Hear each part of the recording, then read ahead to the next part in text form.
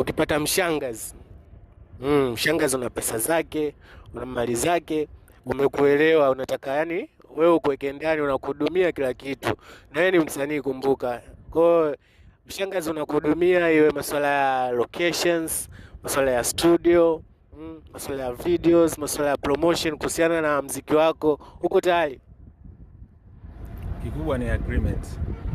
Kikubwa ni agreement, kwa sababu kama mziki unahitaji vitu kama hivyo, consistency. Ni makubaliano tu, tutakavyokubaliana, kwa sababu si biashara. Sizungumzi biashara, mimi nazungumzia kimahusiano. Wenyewe umekuelewa mzee wangu, mshangazi kama hiyo ipo hapa mjini.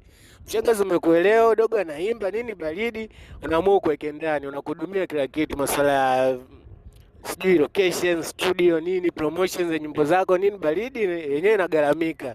Ila yenyewe inachotaka ni wewe ikuweke ndani, yani unakuwa kama vile wanaita nani, sugar mami.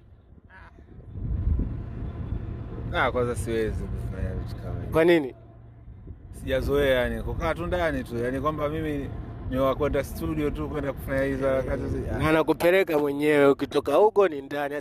Mshangazi naielewa tena, haitaki uzululu, utachukuliwa na watoto 2000. Changamoto.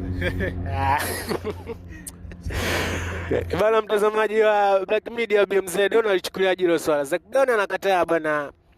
Hawezi kuwa na mshangazi. Mshangazi unajitolea, unakudumia kila kitu, masuala ya studios, masuala ya videos, masuala ya promotion kuhusiana na issue zako, nini baridi, unakuweka ndani, unaona.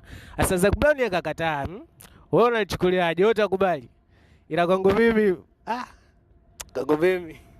utanisamehe brother, mimi naishi na mshangazi.